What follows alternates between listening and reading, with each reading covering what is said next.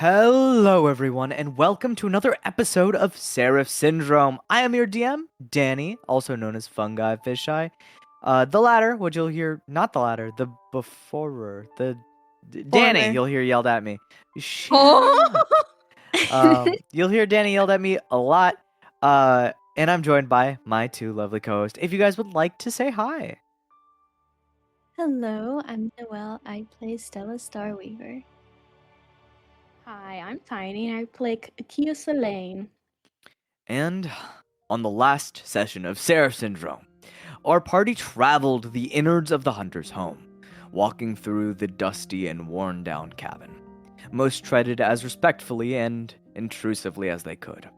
Stella investigating the books and albums upon a shelf, whilst Akia was cased the inside of the bedroom. The house was in a clearly sorrowful state, dreadfully so. They made notes and collected themselves, even letting Arteno and Agrim know that everything was safe. Arteno made for the bedroom immediately and found a cozy spot to rest, while the rest of the party set up cots for sleeping. During the night, the party heard a ghastly scream roar through the cabin. A shade of a man who killed himself yelled in agony. An unwilling fight broke out as Akia and Stella pleaded with the ghost, going as far as offering to leave. The Hunter Shade relented, slowly growing his humanity, as old wounds began to close. He reminisced on the past, stating that his husband would have loved to let them stay, and his dog would have enjoyed their company.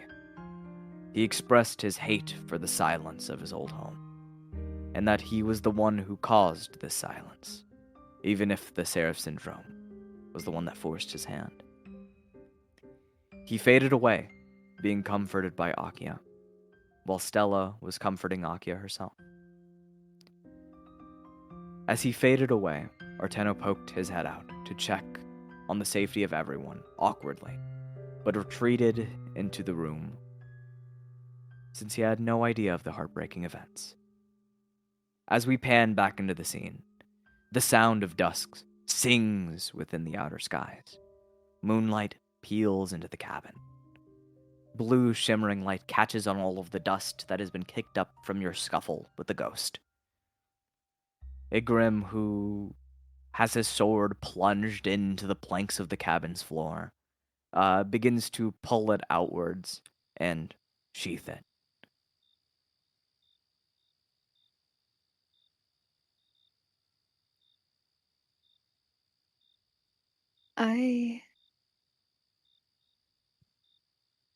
I feel like I'm just completely taken aback by everything that happened, by the shock of getting woken up to everything that happened. Um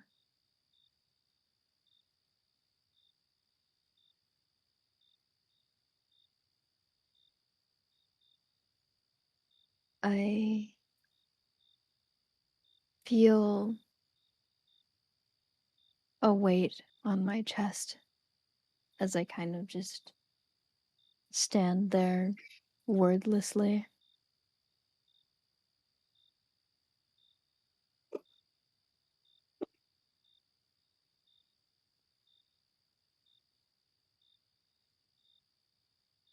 I feel like Akia still silently, not silently, but more quietly sobbing as she is still processing everything.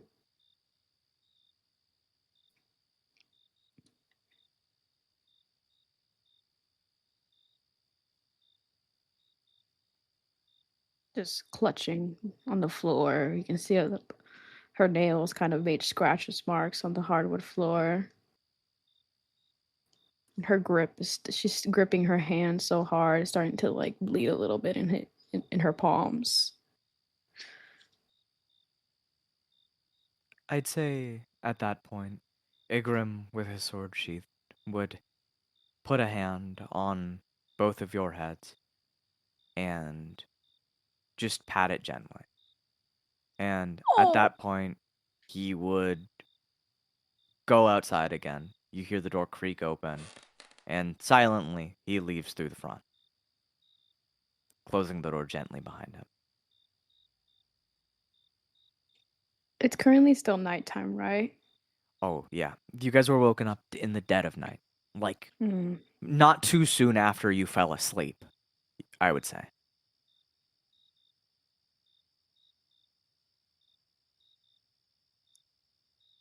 I feel like Akia would look out the door as he's like leaving and feel a little bit of worry of him going by himself, but at the same time being like, I'm sure he's got it.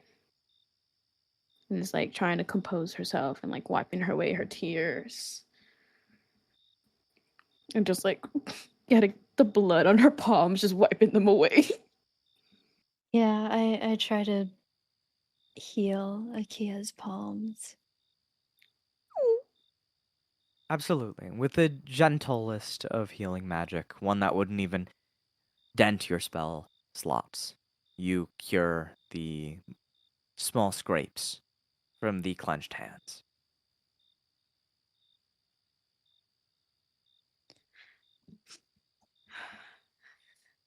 Thank you.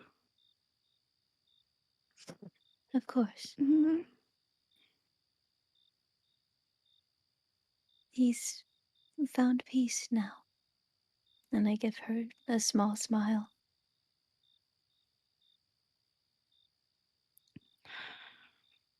I just. I hope he knows. They would have never blamed him.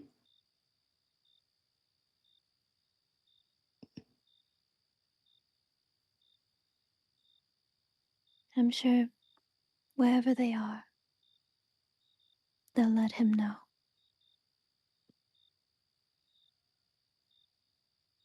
Mm-hmm.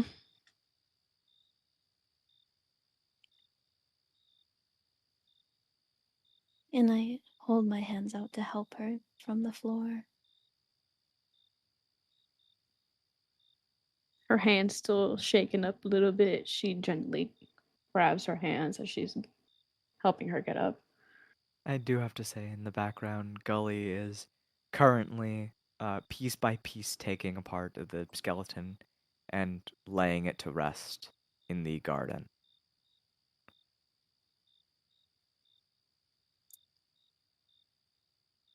I feel I, like Akia would go to him to help him out. yeah, Stella would Oh, as well. you don't have to. It can be quite, weighty to touch a skeleton of someone Please, who's passed. please, let me help. Gully just nods. I would never deny you. And he continues, picking up the bones delicately. You can see Gully is actually getting better with his one arm. Way more coordinated with it.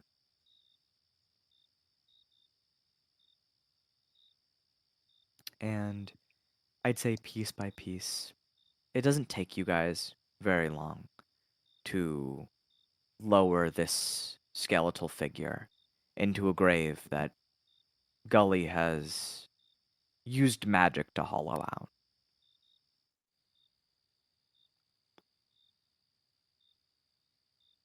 You guys would bury the skeleton fully, immersing him in the dirt next to his loved ones.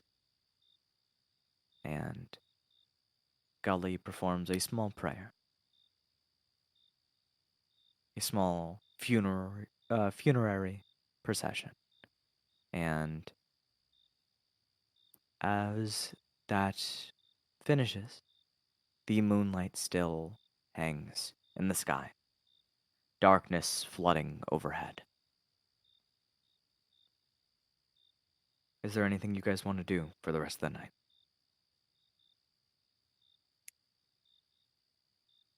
I feel like Akia would kind of stare at Gully as he's like praying, just thinking to herself. If you do want to listen to what he's saying, I can very much play it out.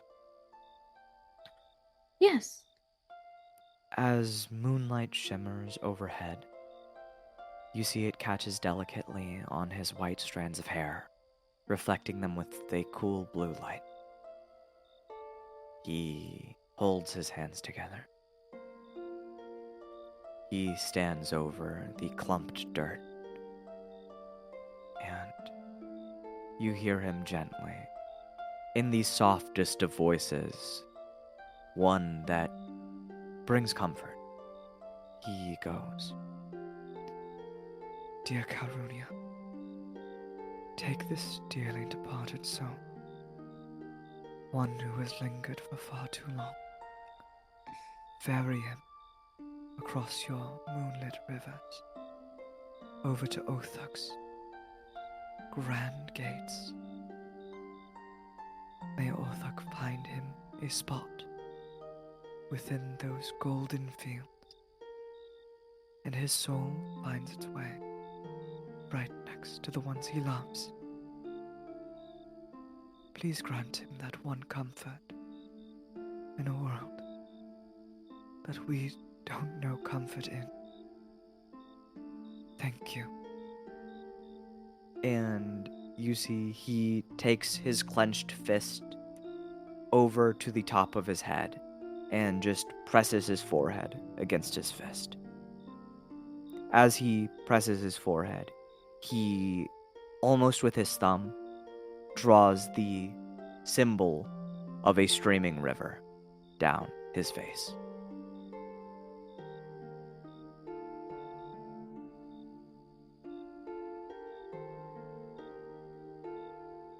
She'd just stare at him and think about the sincerity of his prayers.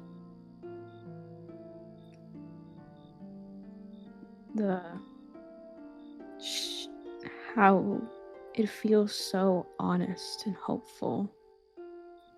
Very different on how she would think when she was at the cave with Revenair.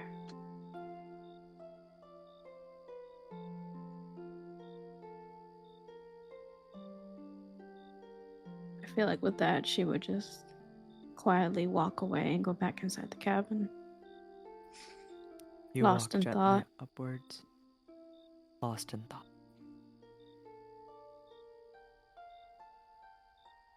And do you think you're going to be retiring for the night? Yeah. You climb into bed. The thoughts of your home, the words of Gully's hopeful prayers, and the overhanging dread of Ravenair looming in your mind. We will get back to this. Stella, is there anything you would like to do? I think as this grave is made, over it with my hands, I kind of trace out the stars above as a way of sending him home, as it were.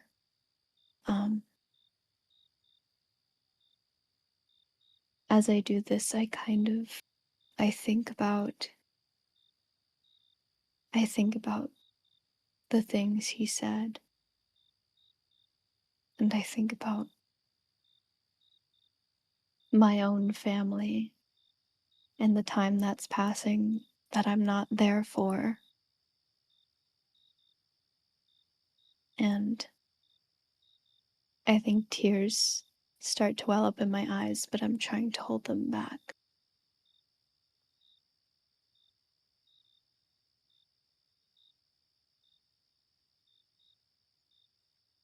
May the stars guide you home.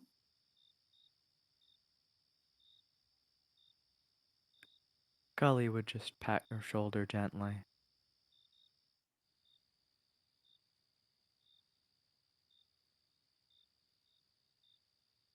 I rub my eyes a bit and I give him a smile.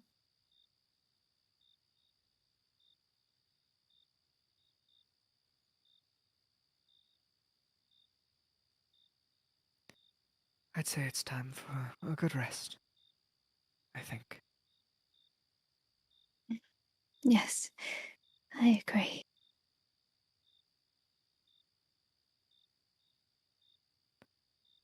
As you guys walk inside, you see Akia has gotten one step ahead of you into her cot, and you guys slip into yours. Unless anything other is said, unless you guys want to do anything for the rest of the night, let me know.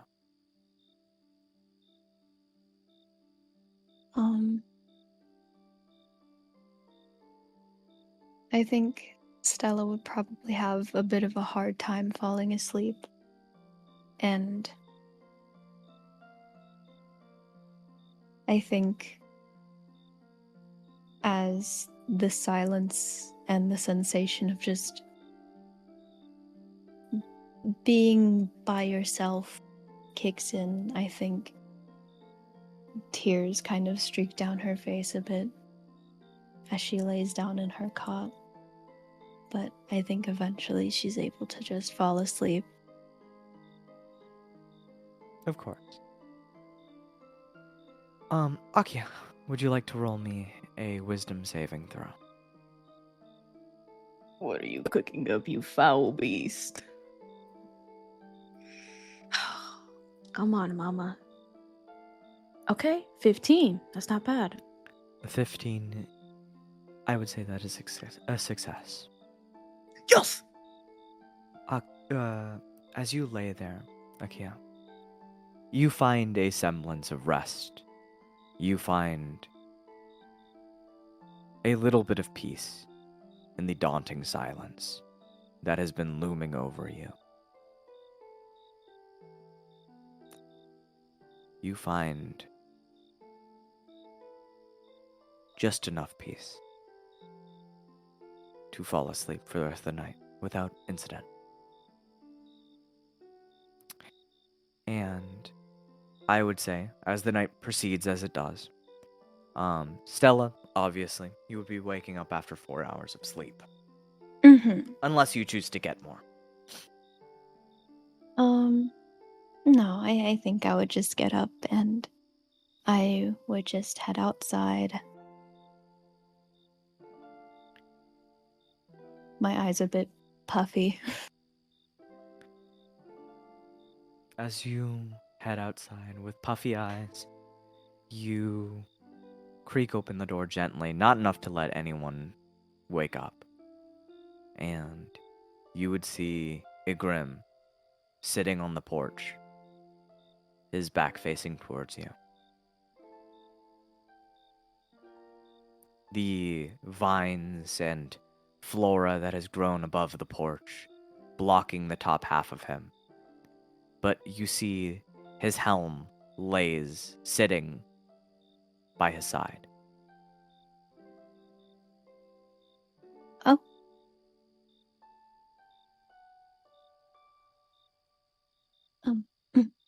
Ikrim.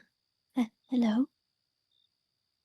You see he doesn't turn to look at you, just silently picks up his helmet by the horn and puts it back on. As his helmet's affixed, you see he turns to face you. He closes his journal and tucks it away. And you would see that his boots are stained in ichor.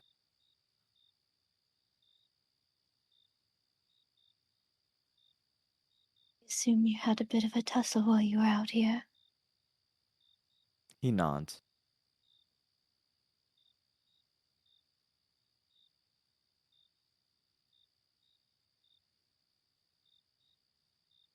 Oh.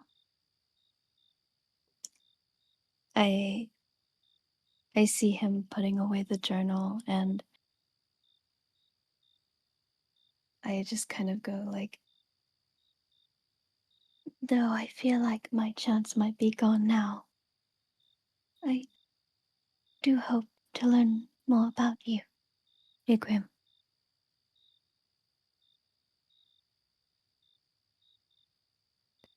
You see Igrim move some of the vines away and just holds out the journal to you. Oh. I look up at him and then back at the journal.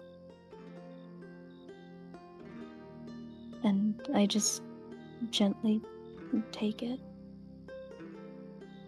As you take the journal and you begin to open it up, slowly, you see that amidst the pages, there are charcoal sketches, drawings done with beautiful detail of areas that you have seen and areas that you haven't seen. Small moments caught within coal.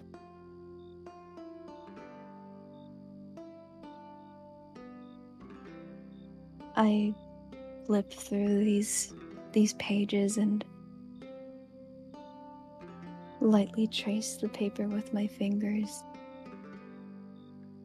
Wow, these are so lovely.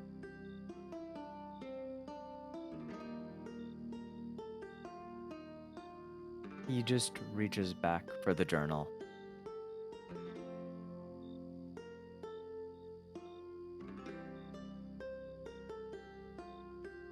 That's wonderful, Igrim. I'm glad you could show me that. He takes the journal back from you, puts it into his armor, and you see he turns around to the wall. He points at it.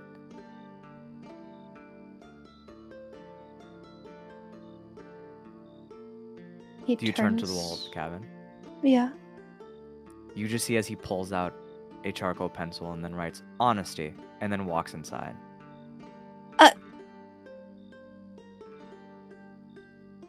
Okay, lesson learned.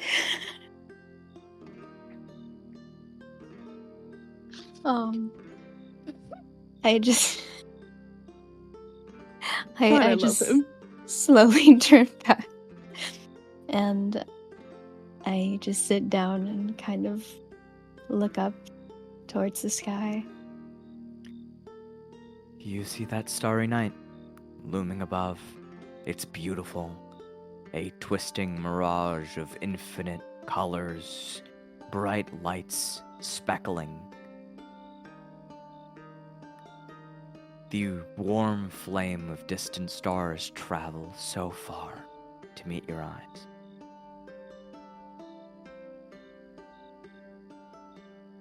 They twinkle gently.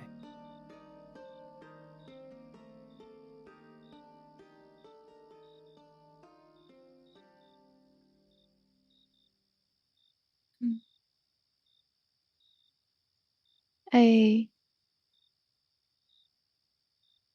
kind of look up with a mixed expression.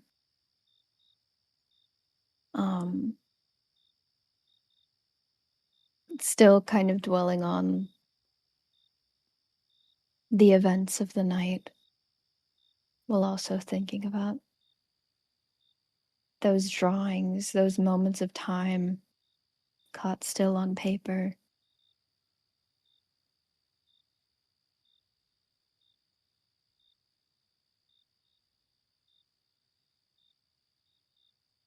Maybe I should start writing more poetry. I just kind of tap my chin as I think to myself.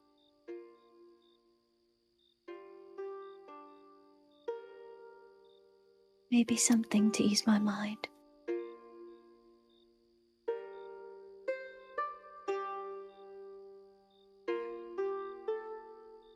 As you think that to yourself, are you paying attention to your surroundings, looking closely? Yeah, I think I would be looking around for anything.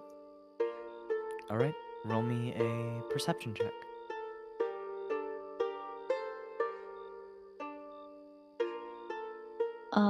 That's a 19. Let me add guidance.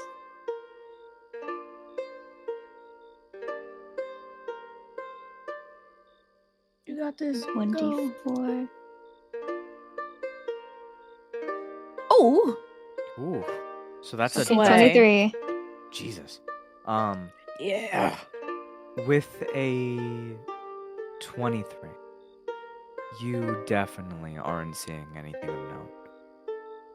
All you see is a peaceful night sky before you, hanging overhead.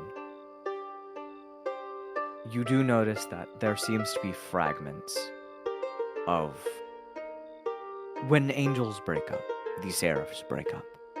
You would know that their bodies ascend upwards, crackling into dust as they slowly fade. You would see a dozen or so piles of that. Oh.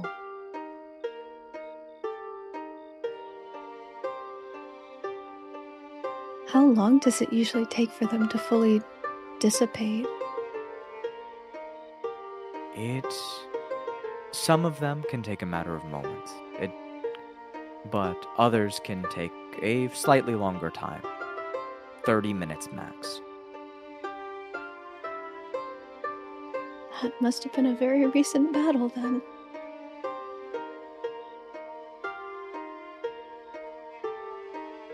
I kind of look at it in shock for a moment, but I'm also not very surprised.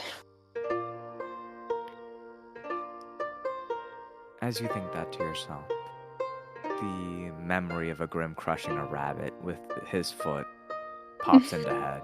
No. I kind And- of shiver as I think about that. And as the night progresses, you watch slowly as the sun rises from the north, gleaming up ahead, the brightest star, as it shifts the hue of the horizon. Those azures, those bold yellows, and those pinks begin to engulf the sky. As daylight breaks, I would say that everyone within begins to wake up.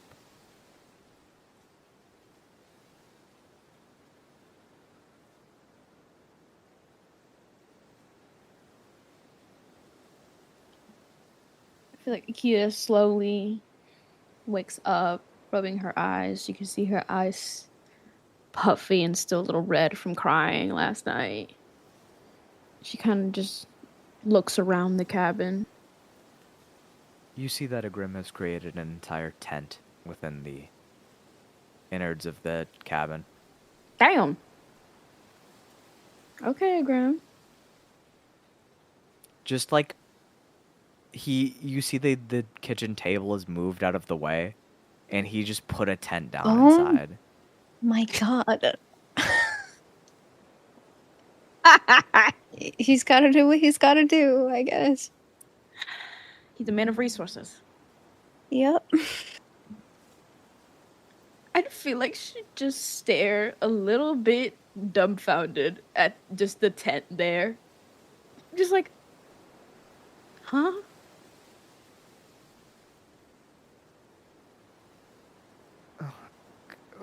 What's going on? Oh. There's a tent.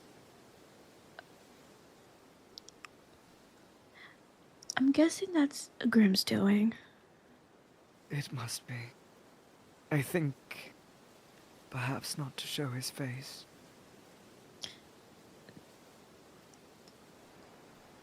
Understandable. And I feel like she'd just get up and maybe look for Stella. Yeah, you get up, you walk outside, and you would be accompanied by Gully. Gully's just following. I think you guys would also hear a click from the bedroom door. Ugh.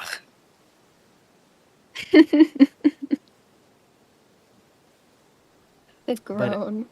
As you guys walk outside, you see the beautiful Lunatone Meadows, sprawling flowers that loom across the entirety of the plains. And you see Stella, I assume, sitting on the porch. Yeah, I would say I'm just sitting there kind of like with my head on my hands, a little bit zoned out. So it takes me a second to process everyone walking outside.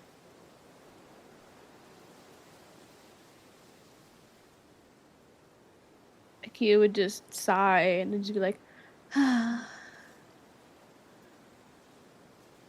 this is a pleasant thing to see after last night. Oh, yes, a very pleasant sight.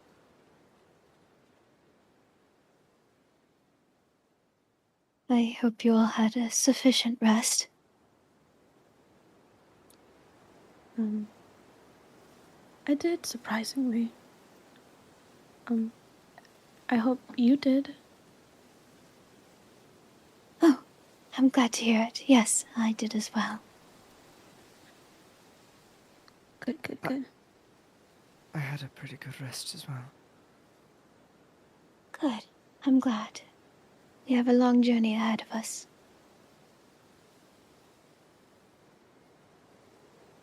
I'd say Right. at that point. I was just gonna say I'm gonna check the container really quick. Yes, you reach into the bag. I think at this point, Arteno is also walking out, and you see as he stops in the doorframe and goes, Ah, yes. Akia, I wanted to talk to you for just a moment. Me? Yes, you. Okay. Yeah. I think Arteno just beckons you inside, to sit right outside of Agrim's tent because Agrim moved the table to be there. I feel like she just kind of quietly follow him and just like look around like, I guess we'll sit here. As you and Arteno sit outside of Igrim's tent, Arteno just sits down at the table in front of you and just goes, I wanted to apologize.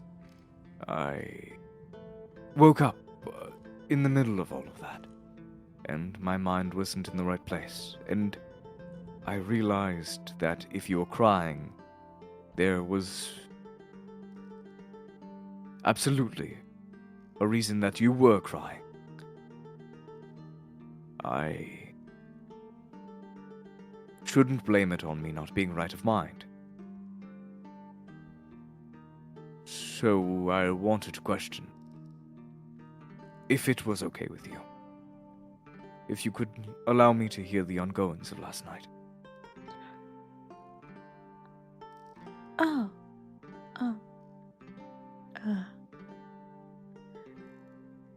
Yeah, of course, you deserve to know what happened last night. While we were all resting, we were abruptly woken by the ghost of the corpse in the room.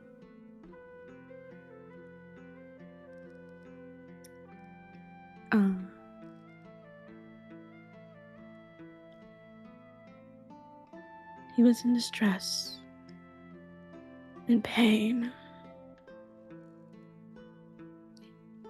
hating how quiet the home is, and saying it's all his fault.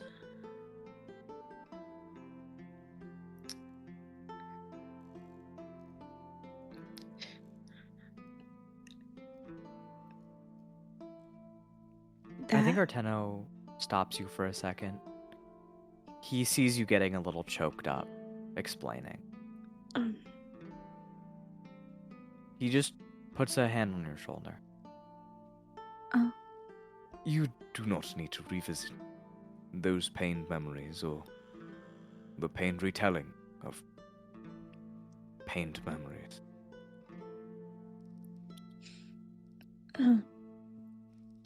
Thank you. But if you wanted to know, I would have told you. I know, but you do not have to put yourself through anything uncomfortable. I can surmise what happened. And I can see why this has touched you so vehemently.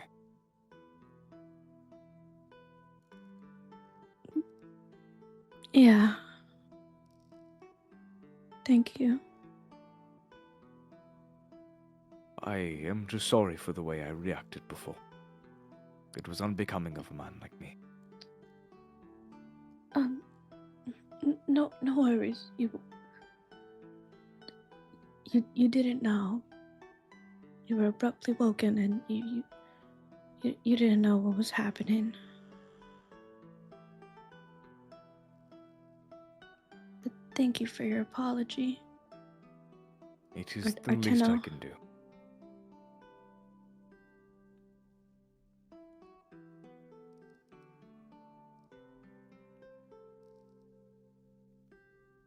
She kind of just awkwardly extends her hand for like a handshake because she doesn't know what to do.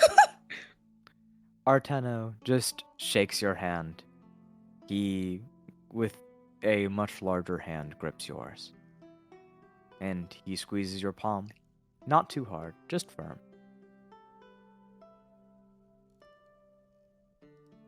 I am not used to being woken up in the middle of the night, so I am sorry for any reactions going further on our adventure. No worries. I understand.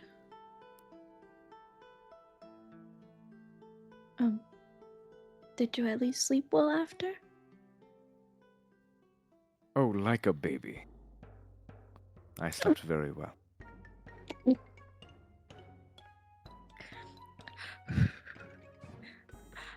I'm very glad. Trying to compose myself. One of the things you learn is when you get bored of sleeping in a bed, you find other places to sleep. I used to find places to sleep in the manor all the time. It was a bit of a hobby of mine, being trapped indoors and all that. So I would just sleep wherever I could. And Oh, the that luxury bed, of rich. prime place. My second favorite after the floor of my family's kitchen. She is so confusedly just nodding along like, uh-huh. The problems of a rich man. My servants call me a bit of an eccentric. Also, I believe they call me oblivious. I think they mean not to say that in front of me. But they also know I won't fire them, because they are the only family I have. Maybe I should have a talk with them.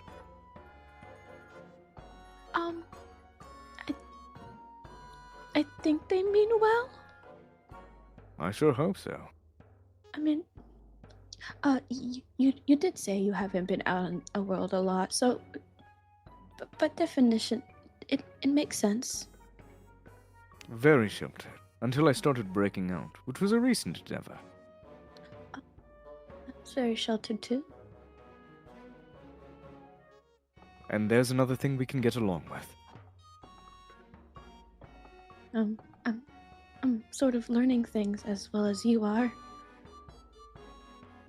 Everything is so scary. I understand that very well. The first time I saw you and Stella use magic, it was a frightful endeavor. It was frightful for me too. Here's still learning a new world. We'll figure this out. Yeah, we will. I hope.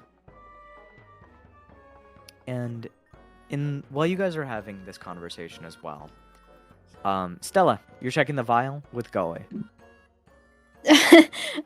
Yeah. Just need to make You- sure.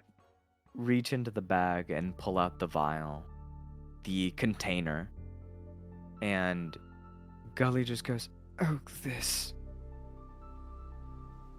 I'm sorry, I'm just checking. It's all right. Well, I've never gotten a look at it. Do you mind if I just stand over here? and he stands behind the railing, away from you.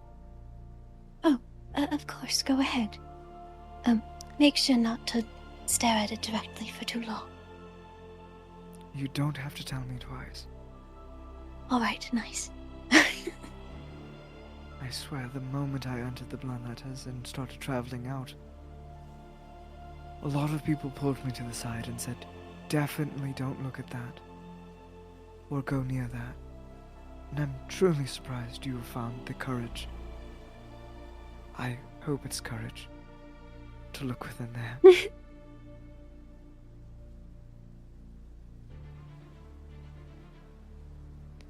Well, And I am driven to help my family find home again. So, be it courage or stupidity, that is what drives me. That is admirable. I think hearing that, Gully clenches the railing and just moves closer anyway. He watches you pull out the container, and you both see that the innards are filled with that starry gas. Okay, it's time. This is when it's not normal, correct? Yes, but I've learned what to do. Alright. And that would be... Well, essentially I just need to air it out. Take the crystal out for a second, and then once the air has been let out, put it back in. Duly horrifying process. Alright. Is there any way I can help?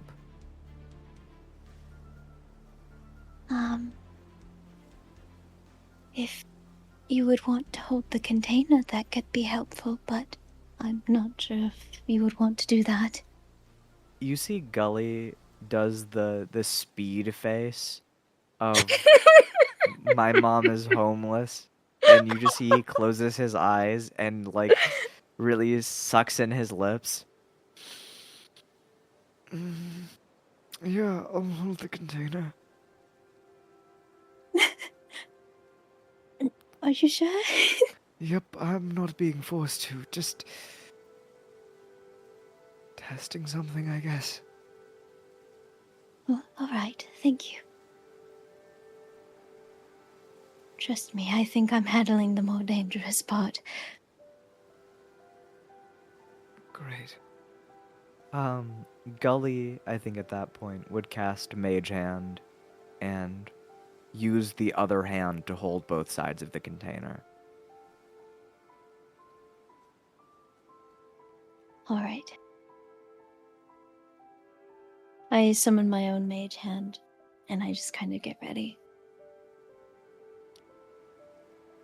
Alright, so this is going to be the sleight of hand to open and grab. Just one sleight of hand check. Okay, Come on, Stella. Come on. Come on. one sleight of hand check, okay. Oh, oh. 11, and I'm going to use guidance. Yeah. 12. 12. Ooh. As you open the container, you hear the capsule release its pressure. You see as the arcane runes of electricity on the inside dim, and you see as it lets the crystal go. You pull the container lid open, you fumble with it for a second, but you send the mage hand in after the crystal to grab it. As your mage hand grabs it, you see as quickly your mage hand starts to distort. It begins to be contaminated with starry energy, as if the crystal is eating your mage hand as fast as it could. And you slam the vial down just a little bit, and you manage to close it. The electricity sparks back up, and however, Stella, I'm going to have you roll me a Constitution saving throw. Okay.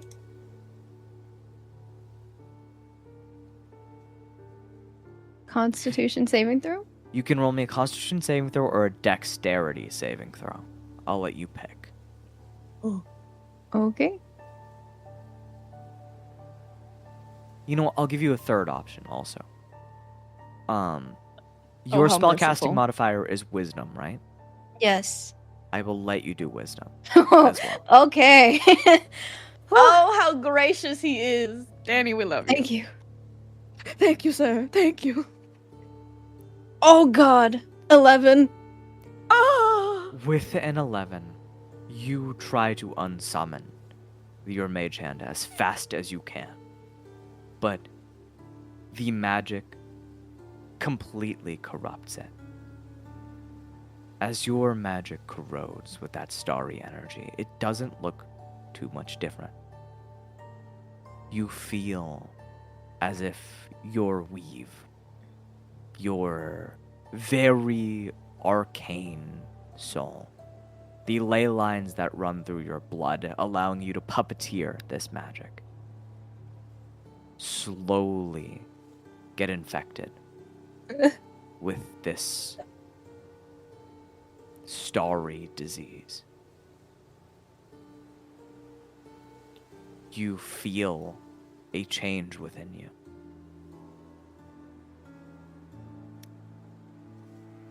However, Stella, your body seems to adapt quicker. Your body manages to phase out this energy, the stars. You see in front of you, in front of the eye that you've only been able to see through, this kind of crackling, starry energy appear before it. But then it slowly fades away.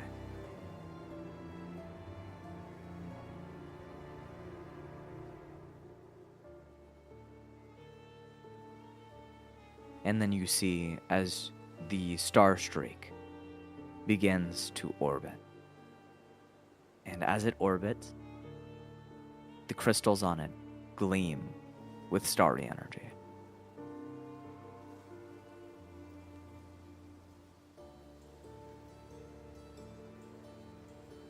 That seems like you did it successfully. Yes. Yeah.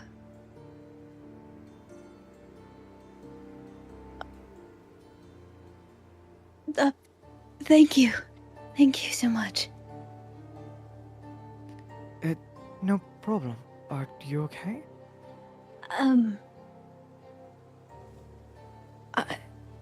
I don't quite know what happened. I think for a second I felt like my magic was getting corrupted. But somehow I was able to fend it off. I see.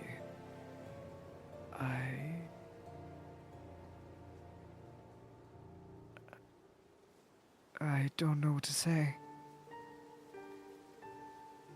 Well, if you're feeling fine, then I guess maybe you just beat it.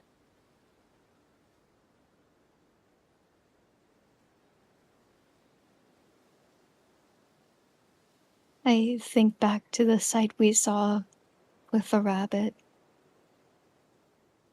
I suppose so.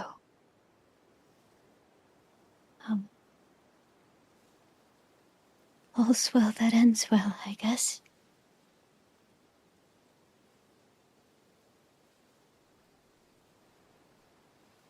Maybe we should monitor you for a little bit. Make sure that nothing's changed. That's fine. That's fine.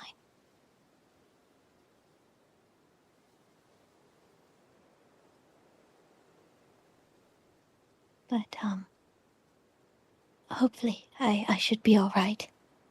I don't feel any different.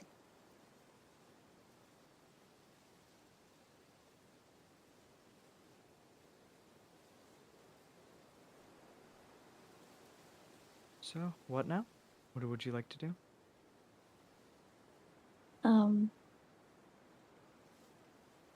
I kind of like shakily take the container back and put it away.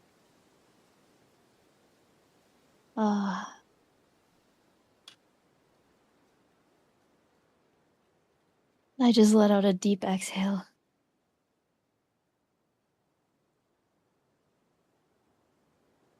It, didn't go as smoothly as the first time I did it, but it still worked out. So, that's good. Very good. Maybe we shouldn't risk any more of that. Probably not. Let's try to be careful. As careful as we can, I suppose. Yes, yes.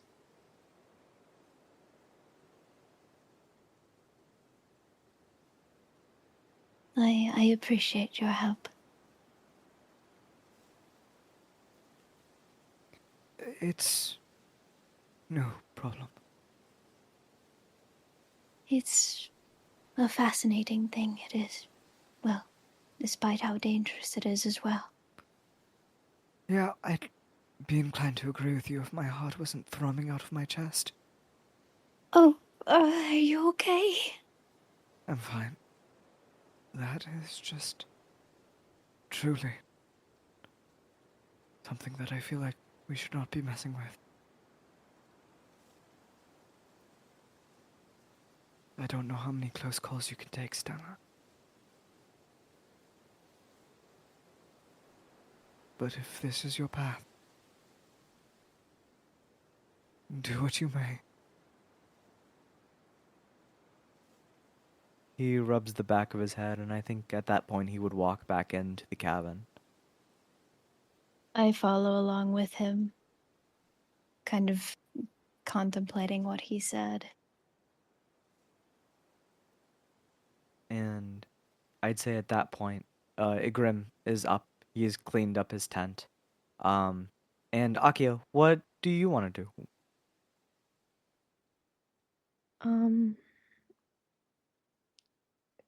I feel like she'd pack up, and as she's done packing up, she'd probably quietly go to the back garden where the graves are.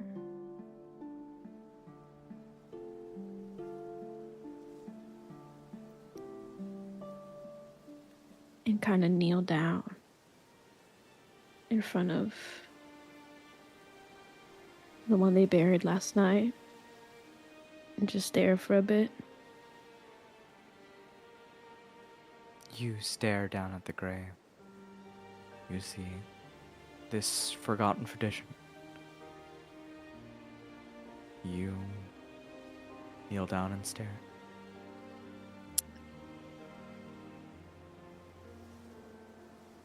She'd remember what Gully did the prayer he did, and kind of hesitantly, but start mimicking that same position he had with his hands to his forehead. You And clasp your hands and put them to your forehead. she closes her eyes.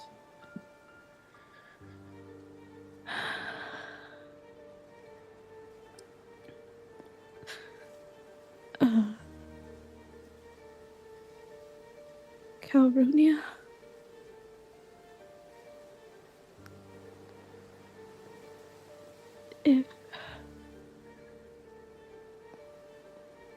If you're even real, or even care for someone like me,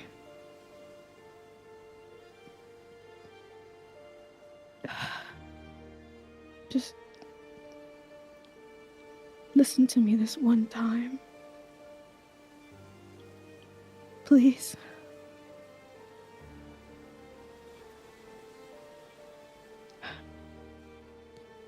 This man suffered through so much and has carried the weight of his family on his shoulders.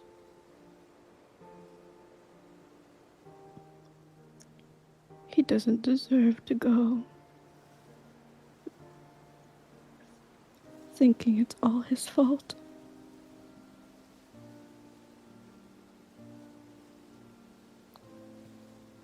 So please, let him find peace at Callum and Springs. Would never resent him for the quiet. And as she finishes, she starts to grip her hands and press it onto her forehead harder, hoping.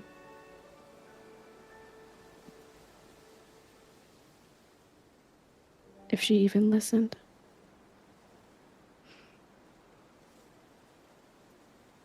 You send this prayer out, hoping that it is to be received. Doing the movements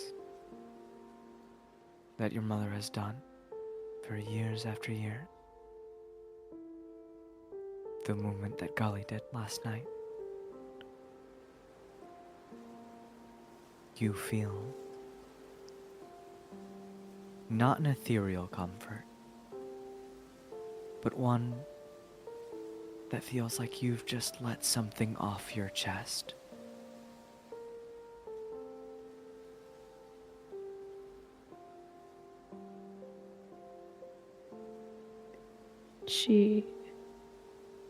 The grip she had slowly starts to be released.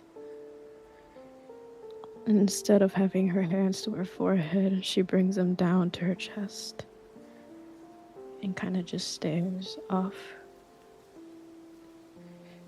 and just lets out a breath she didn't even realize she was holding.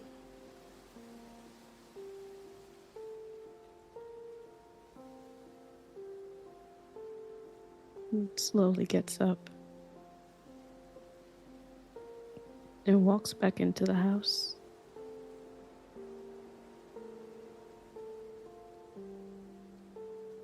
As you walk back into the house, you see that everyone is packed up and ready to go.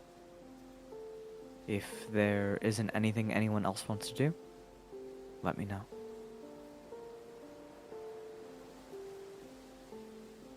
Should just be ready to go.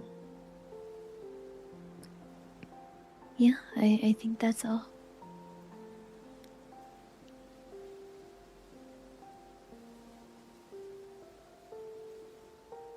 I kind of just look towards one of these picture frames before we leave.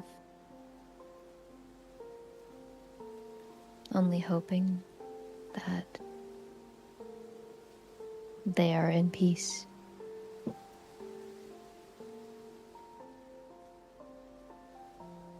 As you guys leave your final sentiments and begin to move out towards the meadows once more, you trail further out, away, leaving this small cabin behind, to the larger world, to your future destination. As you guys leave the cabin behind, for a second, by the breeze of the wind, you feel a push at your backs.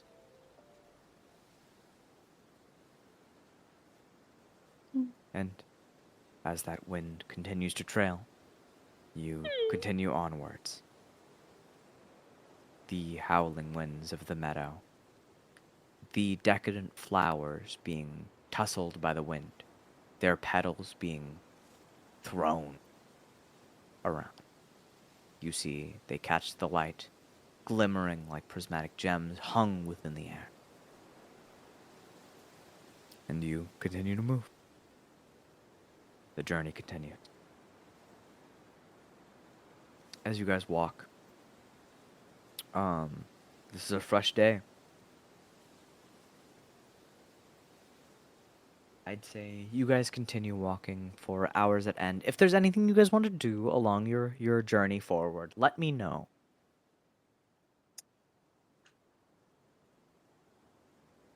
I feel like Akia would be very quiet. Just thinking about what she did.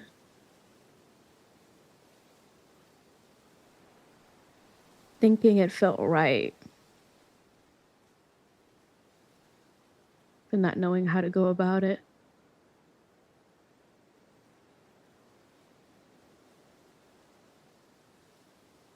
You feel the help of what getting those emotions out, what belief can do for someone. I think your mind would definitely trail back to the priest that you met within that small town.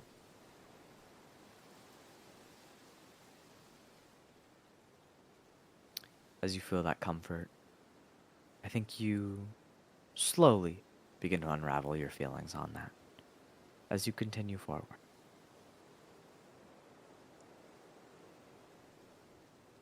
Stella, anything you would like to do? Or are you just as well thinking? I think I'm also thinking about just what happened with the Star Kiss. That vision that was taking over my eye for a mere second. And I think I'm just kind of like offhandedly just kind of looking out ahead of us. Just looking around. You continue to look around. For an entire day, I would say, of traveling, you guys get closer and closer to your destination as you guys are proceeding towards the dunes. You hear something in the distance at the end of the night. As everything turns dark, you hear the sound of howling gales being picked up. They sound like a rumbling storm in the far-off distance.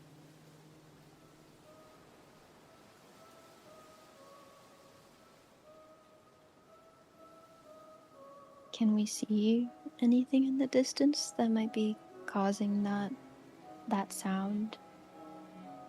I would say from here, no. You don't see anything of no. You just start to hear the sound of almost like a rumbling storm.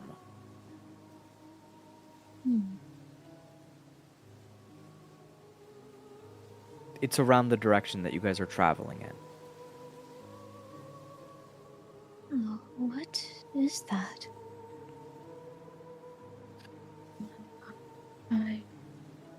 I don't know.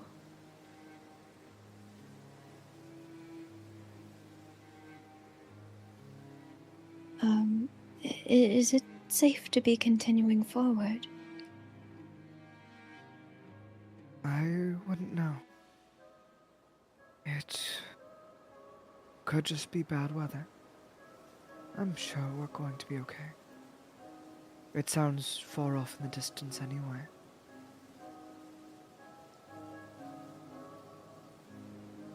Alright, yes. In that If case, we notice any lingering signs, we could just find respite.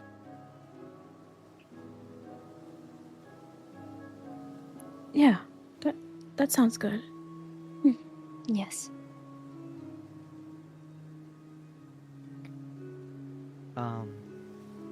But for now, it is getting quite late. We could just call it a night.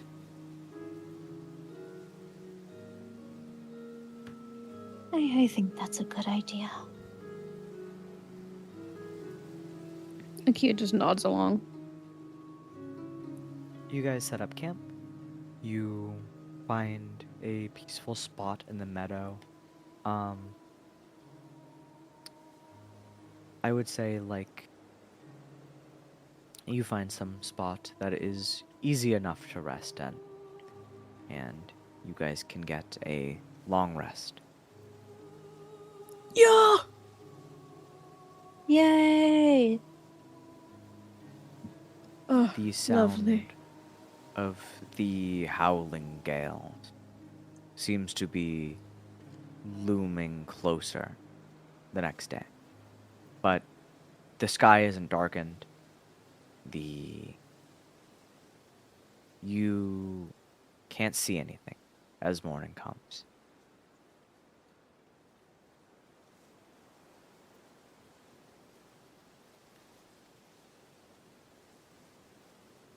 So everything just looks kind of normal. It looks very, very clear today, in fact. We just hear wind. Yeah, just really loud wind. Huh.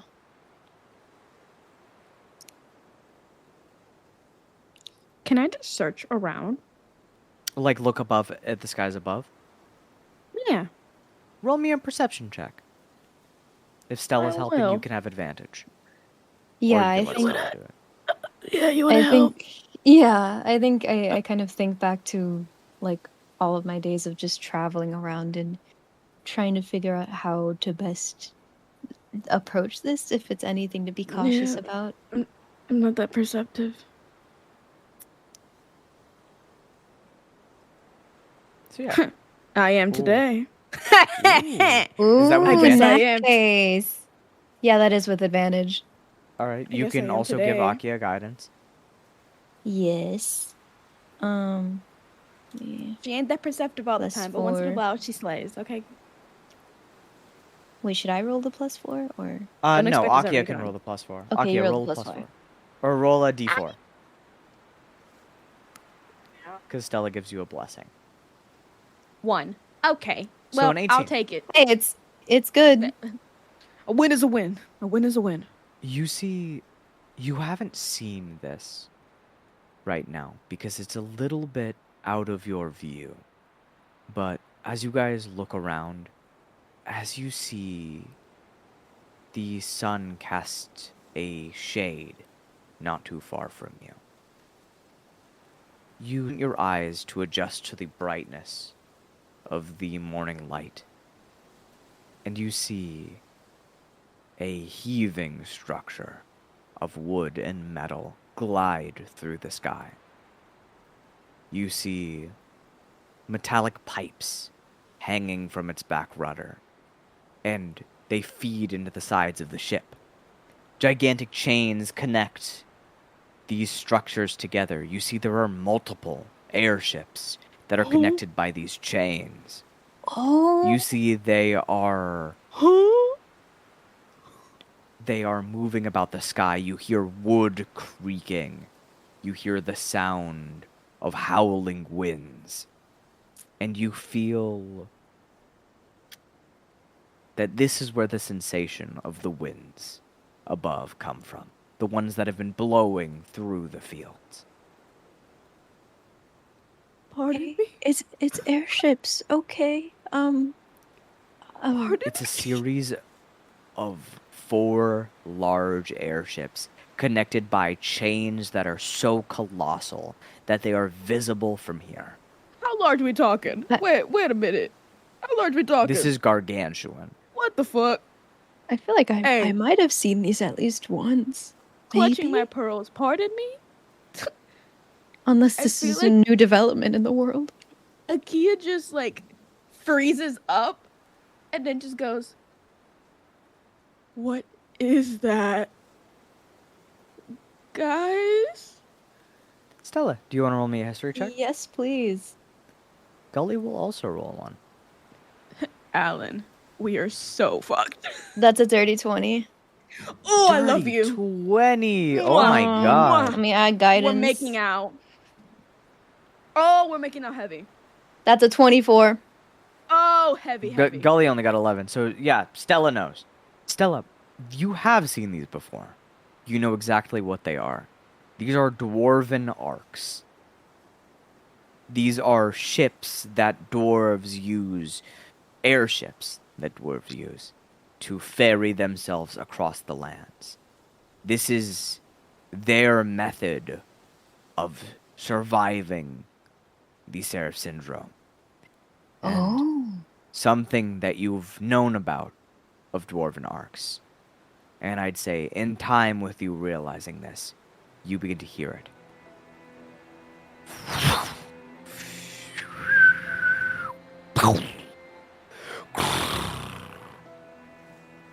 You see an object fall off the ship and crash into the ground.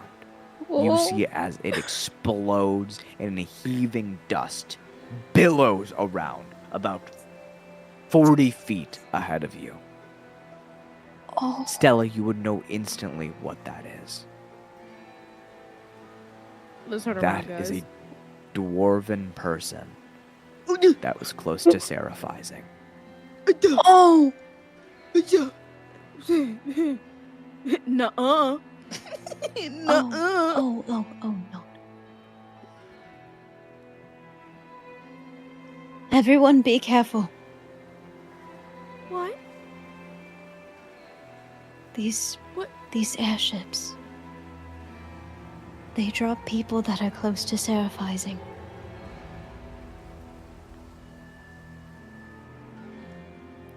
Well, Excuse me? I doubt that anything is surviving a fall from that. Well, I can't say I know much about how Seraphs work, so Yeah, I'm not pretty sure. tough.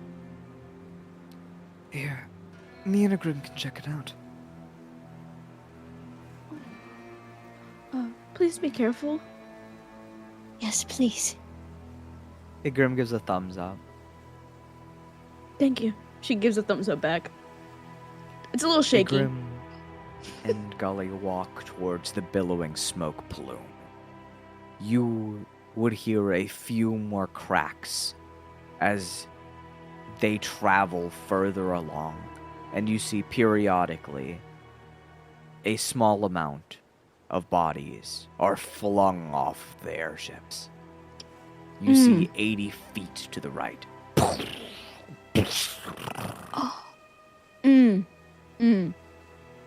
You see at the front of the airship, which is well ahead of you guys.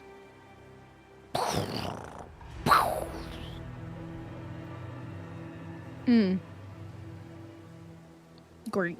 Oh, Great. goodness.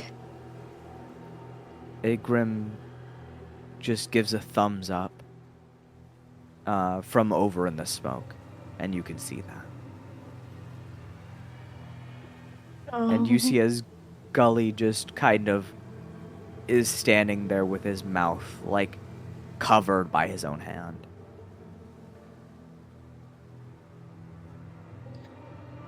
I really don't like this.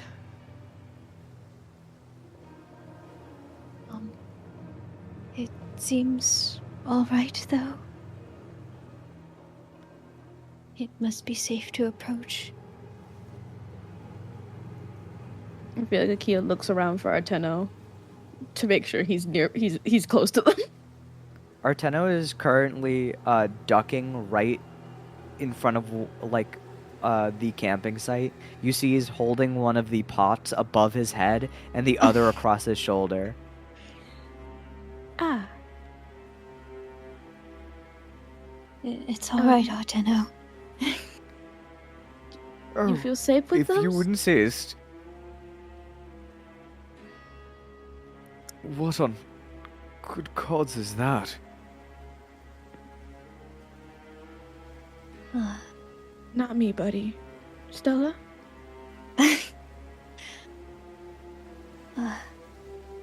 Well, I suppose it is a way for the dwarves to get around Seraph syndrome. By dropping those people from those ships.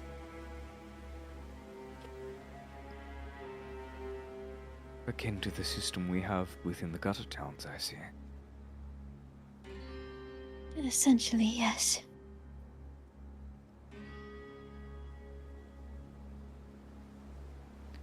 You see as Arteno just kind of steels himself a little bit, and he walks forwards. He shifts his weight on his cane and trods through the meadows over to where Igrim and Gully are.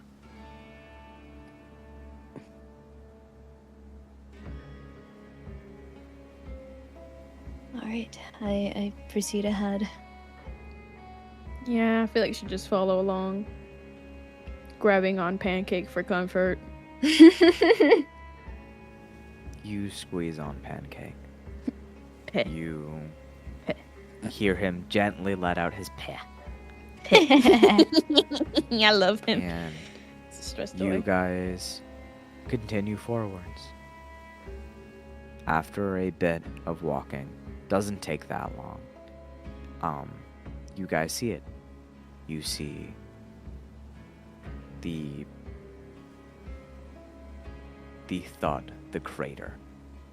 You see Arteno is fully paused in front of it. Utterly horrifying. But I suppose it would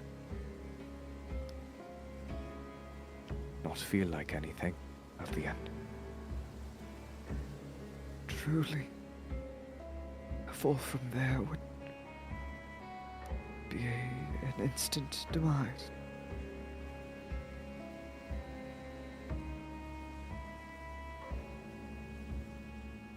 Akia would just stare down at the crater. As you stare down at the crater, you see the mangled body of a dwarven man. Oh. Bleak white hair is drowning within pools of blood that have been spilled forth from bones penetrating skin. A beard that has almost fully turned into feathers. His eyes are opened and staring upwards, yet they carry no light or life within them. The body is clad in relatively nice clothes, tailored to him. The smell of rum and ale smells even as you are standing afar from the crater.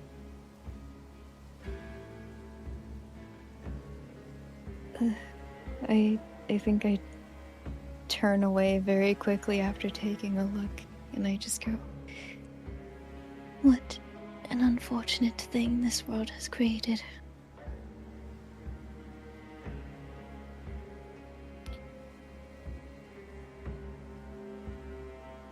I have never seen something quite like this. Or even death itself.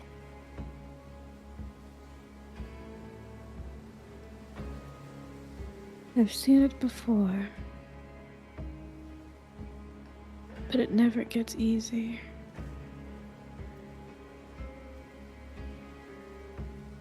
Never.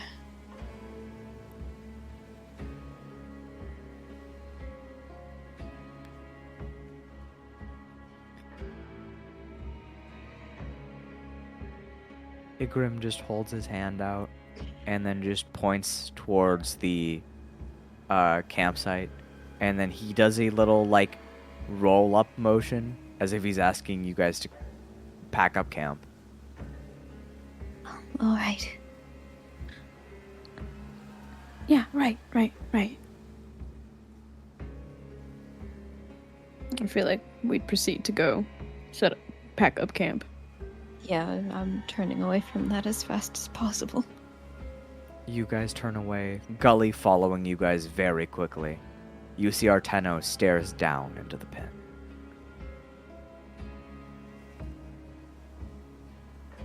I think I kind of pause for a second just to look back at him.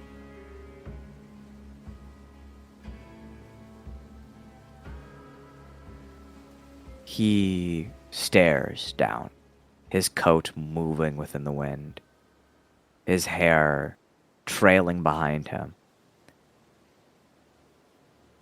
Truly macabre, what this world has forced people to do. What this syndrome has been made man into heathens that dump their dead, who snuff out life before it can mean a natural end.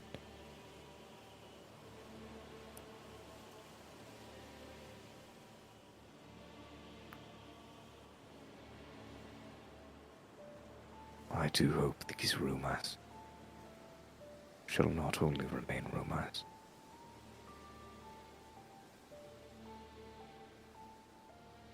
I will burn your face into my memory, sir. I will make sure I never forget your sight, or the sight of death at all.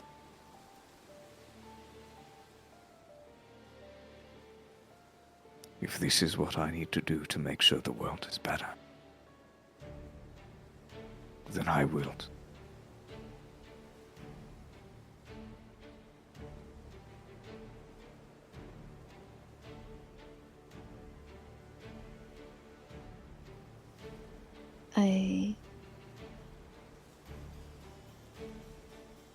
I feel like I just get this anxious feeling in my chest as I hear that. Understanding that many of us have had to go through the same process of seeing things we never thought we would have seen, and how that changes you.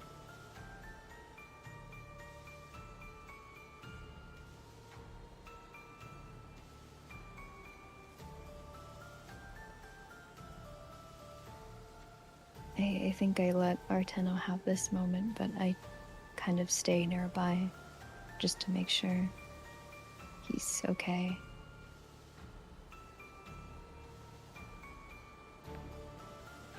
Igrim climbs out of the crater and just walks forwards. He gives a little shoulder tap to Arteno and walks next to you guys.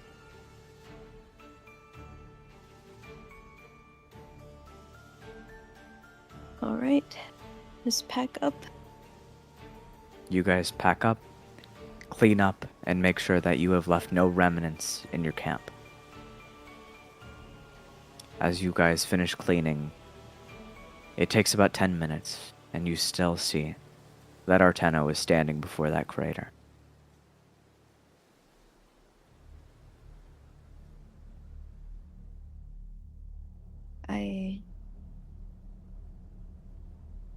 I think I just get a little worried and I kind of start to walk towards him.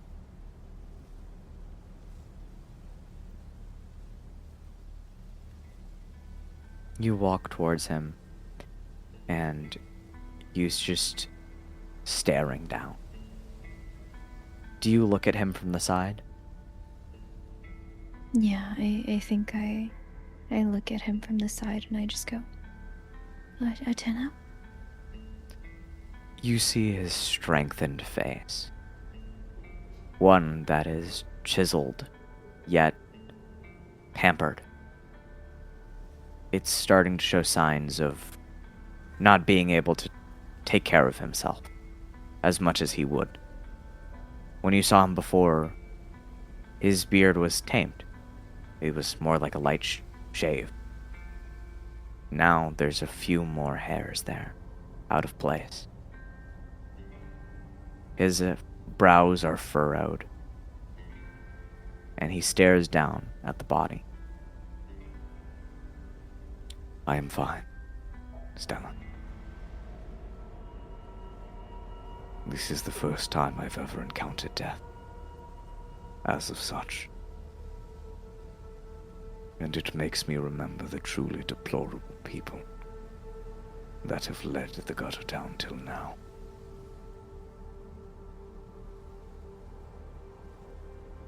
I have choice words for the ones who live in the houses next to me.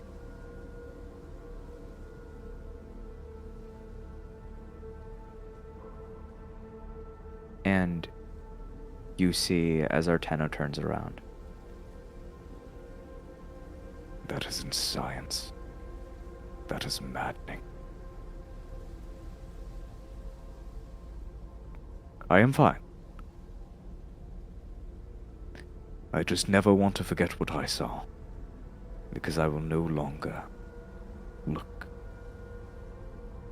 at the syndrome the same way.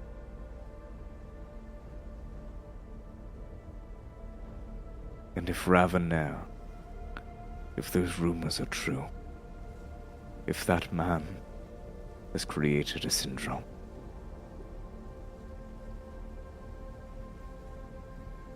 I must have him spread that news.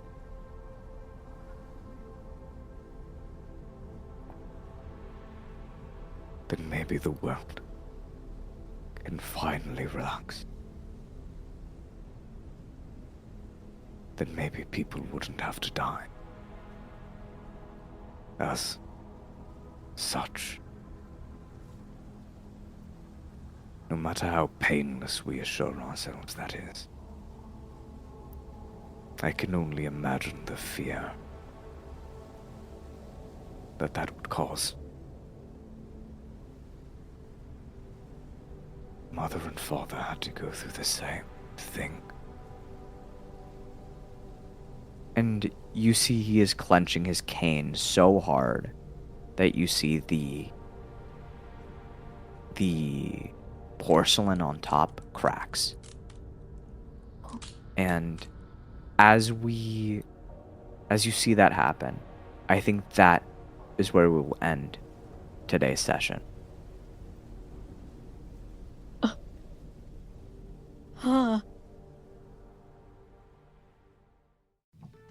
Hello, everyone, and welcome to the end of the episode.